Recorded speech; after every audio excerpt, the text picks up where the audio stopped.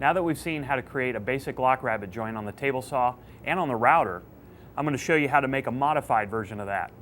This example shows a drawer with an integral drawer face using that same lock rabbet joint. As you can see here, the drawer side is a 1/2 inch thick, just like we did before, but the drawer face is 3/4 of an inch thick. Basically, the extra 1/4 of an inch overlaps the drawer side so that you can't see that. It's kind of a modification of a half-blind dovetail. So how do I get a drawer that has a piston motion with no glides to fit in that opening so it works just spot on? What I'll do is I'll create a piece of blank for my drawer side.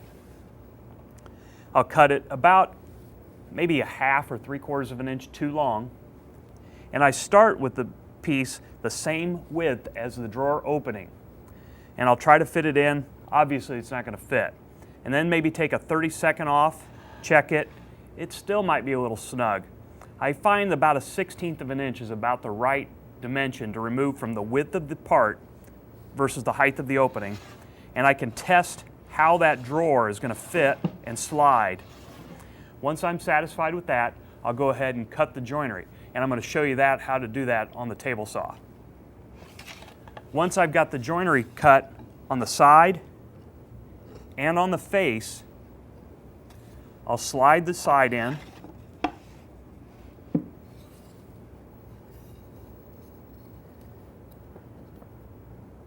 and attach the face temporarily in position here.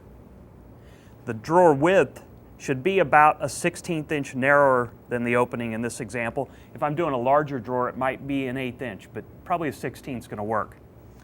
When I'm satisfied with that fit, I can then measure, because my side's too long, I can measure from the front to the face frame to determine exactly how much I need to take off that drawer side so that drawer face is perfectly flush.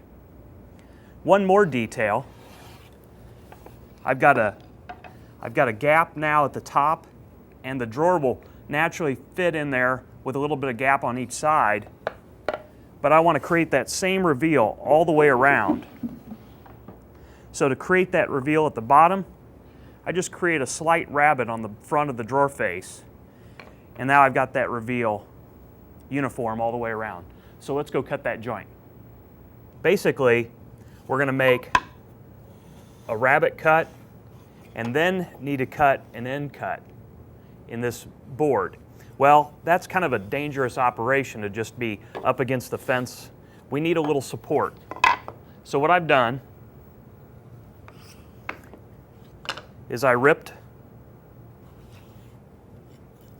a piece of material to about 5 inches in width. This is 6 inches tall. I've ripped this to fit on top of the fence, another piece for the other side, and then we'll add a stop block. Then we can clamp our board and have a carrier for making a safe cut. The drawer sides receive a dado, just like when cutting a regular lock rabbet joint. When setting up to cut the drawer front, add a 1/4 inch spacer between the rip fence and blade.